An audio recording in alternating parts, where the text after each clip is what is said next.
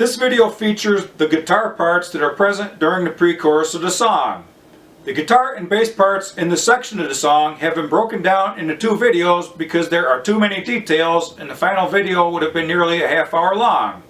The pre-chorus first appears at 53 seconds on your timer. It reappears for the second time at 2 minutes and 21 seconds. The third and final appearance will be at 3 minutes and 31 seconds beneath the guitar solo. The tuning used in this video and on the record is E-flat and 440 wavelength calibration. If you're unsure how to tune E-flat, please watch the video on this channel. E-flat tuning and enharmonic notes for guitar and bass by Marc Wilson, and then return. On the measure leading into the pre-chorus, the guitar is going to do a fill. This fill is going to overlap a fill being done by the bass and the drums on the same measure. We're going to place the first finger on the A string at the 5th fret. This is a D note. We're going to play 4 notes here. We're going to pick the D note down on 1, followed by the open E string picked upwards on the AND beat directly after 1. And we're going to go back to the D note picked down on 2. And on the AND beat directly after 2, we're going to pick that D note upwards. And as we're picking it upwards, we're going to do a quick hammer on with the 3rd finger to the 7th fret on that same string. This is an E note. This is what we have so far. Now remember, when you do a hammer on, only the first note is picked. The second note is sounded entirely by left-handed technique. So when we get to this E note, we're going to let that ring out for 3/8 of a measure. And on the final 2/8 notes of the measure, 4 and, we're going to pick the open E string with a palm mute and 2 downstrokes. So with the 4 count lead in, this is what the fill is going to sound like. 1, 2, 3, 4, 1 and 2 and 3, 4 and. The pre-chorus is going to follow a 2 measure long pattern that will repeat itself 1 time. We're going to start out by placing the first finger on the low E string at the 3rd fret. This is a G note. Then we're going to place the middle finger on the A string at the 5th fret. That's a D note. What we've created here is a basic G5 power chord, a simple double stop. We're going to use all down strokes here and steady 8th note timing with palm muting. The first 2 notes are going to be counted 1 and, just like this. 1 and. On 2, we're going to stretch that pinky out to the 7th fret on the A string. This is an E note. We're going to pick this 1 time. Okay, that's going to be on 2. And after 2, we're going to lift it up and pick the G5 power chord 2 more times, counted, and 3.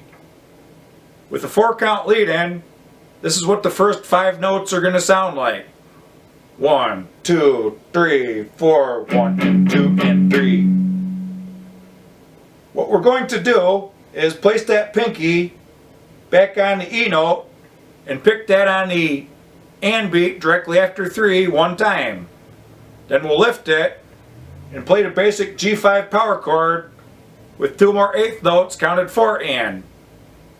With the 4 count lead in, this is what that first measure is going to sound like. 1, 2, 3, 4, 1 and 2 and 3 and 4 and. Okay, notice the heavy accent on the upbeat directly after 3 with that pinky. The second measure of the pattern is going to be a little easier. We're going to do the same thing, except for instead of accenting with that pinky on the AND beat directly after 3, we're going to accent on 4 instead.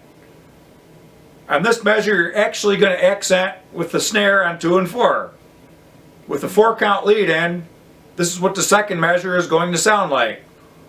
1, 2, 3, 4, 1 and 2 and 3 and 4 and. Okay, with the 4 count lead in, let's do the first 2 measures.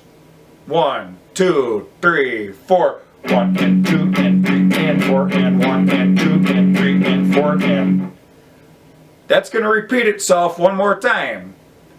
Now, on the second measure of the repeat, what we're going to do for the final note is after we do that final accent on 4 with the pinky on the E note, we're going to hit the open E string for that last eighth of the measure, just like this. Let me do that last measure. 1, 2, 3, 4, 1 and 2 and 3 and 4 and. Okay, with the 4 count lead in, let's run through that entire process one time from the start. 1, 2, 3, 4, 1 and 2 and 3 and 4 and 1 and 2 and 3 and 4 and 1 and 2 and 3 and 4 and 1 and 2 and 3 and 4 and.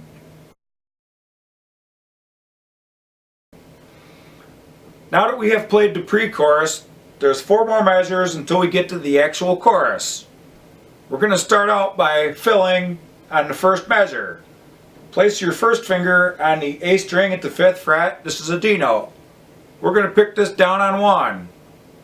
That'll be followed by picking the open E string upwards on the and beat directly after 1. We're going to pick the open E string a second time down on 2. And on the and beat directly after 2, we're going to go back to this D note and pick it upwards. These 4 notes are straight eighth notes counted 1 and 2 and, just like this. 1 and 2 and.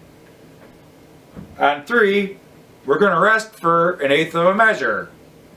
On the and beat directly after 3, we're going to play that D note again and let it sustain out for the rest of the measure. And we're going to try to give it a slight pinch harmonic, like this. We're going to pick it down. For some reason, I find it a challenge to get that D note to ring out when I pinch it. It's pretty easy elsewhere, but that one note is a personal challenge. With a 4 count lead in, let's do that one measure. 1, 2, 3, 4, 1 and 2 and. Okay. The second and third measures are going to play the main riff like this.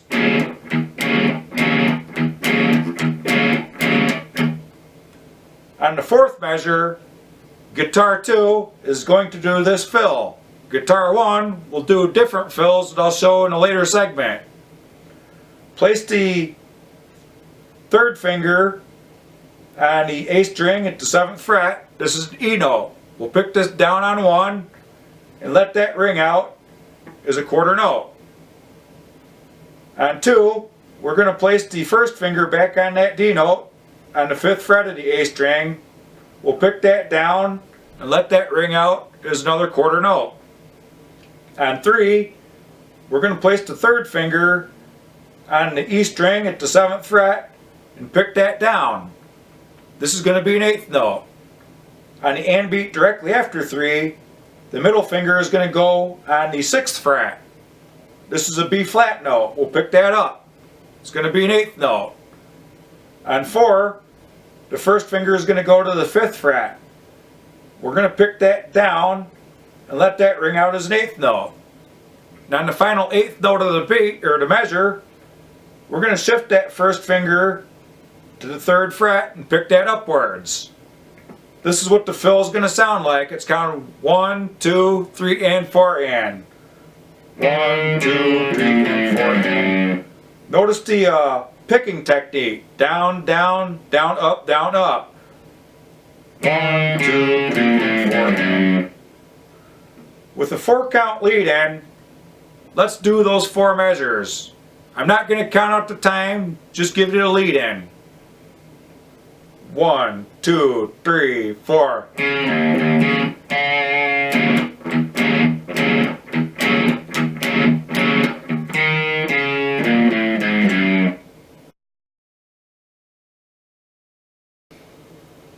Let's run through that entire segment of music one time.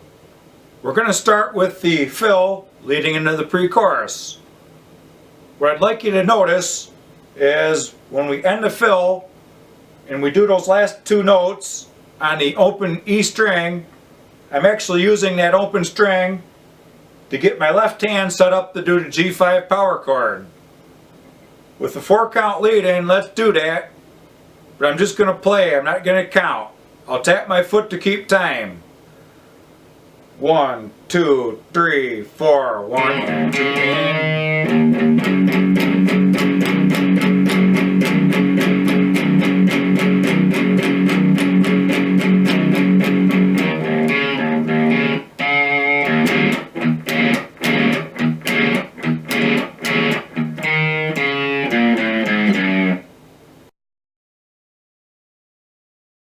In the measure leading into the first chorus at 1 minute and 11 seconds on your timer, guitar 1 is going to do this fill over top of guitar 2. It's the same thing as guitar 2, except for this one is 2 octaves higher in pitch. The only thing we did differently is we slid to the first note on 1. Okay, the first finger started out on the high E string at the 10th fret. We picked that down on 1 and slid to the 12th fret just like this and counted at 1. From this point, the pinky goes to the B string on the 15th fret. We picked this down on 2.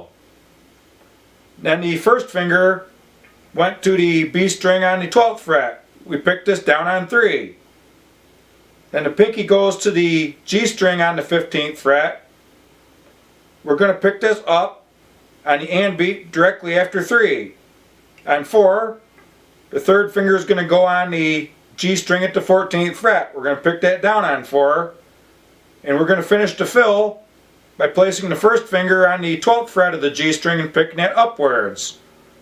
It's going to have the same count. 1, 2, 3, and 4, and pick the same way. Down, down, down, up, down, up. Just like this. 1, 2, 3, 4, 1, 2, 3, and 4, and.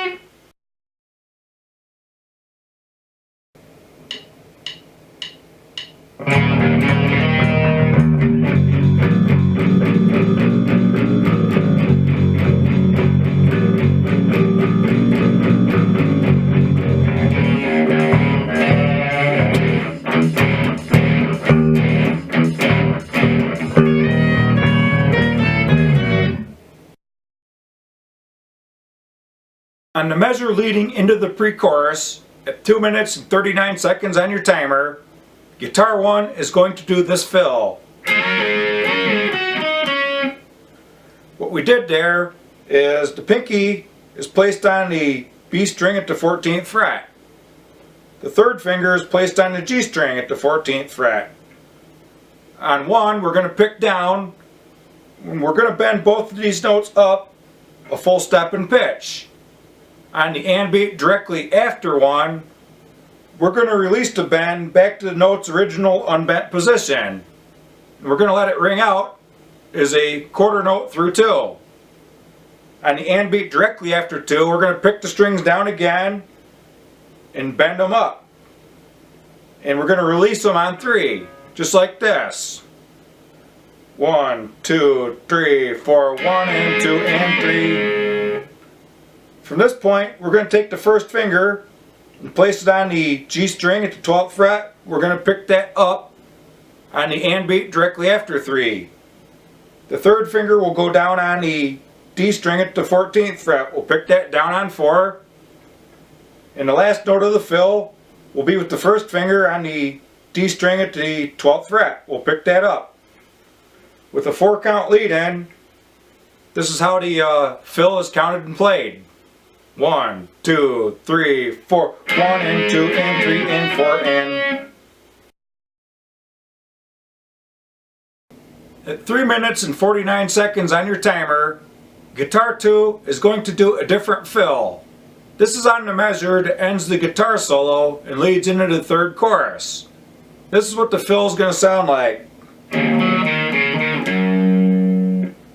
What we did there is we played the double stop with the first finger on the A string at the 5th fret, just like we did in the intro of the song.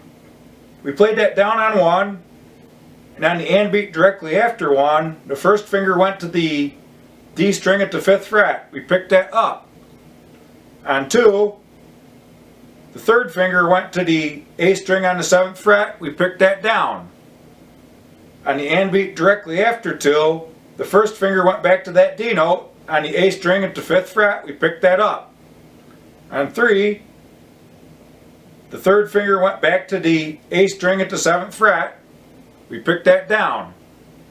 And after that, we finished up by putting the first finger on the low E string at the 3rd fret. That's a G note that was picked up and allowed to ring out the rest of the measure. The fills counted and 2 and 3 in. With a 4 count lead in, this is what that whole measure sounds like. 1, 2, 3, 4, 1, 2, and 3 and. The playing style used on the rhythm guitar during the pre-chorus is very common to blues and classic rock.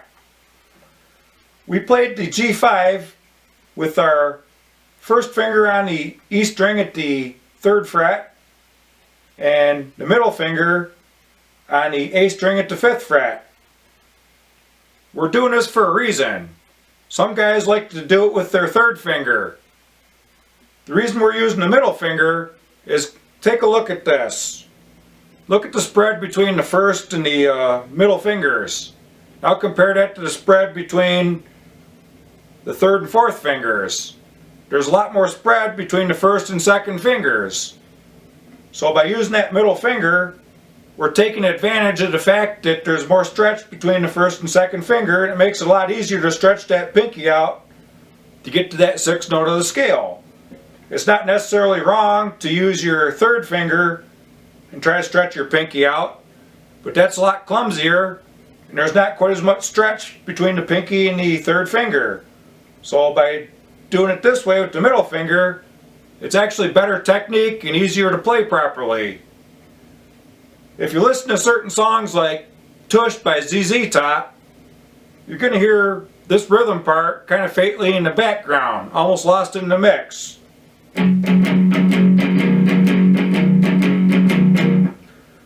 Another place where you're going to hear this playing style is Rock and Roll by Led Zeppelin. There's a spot where the guitar does this.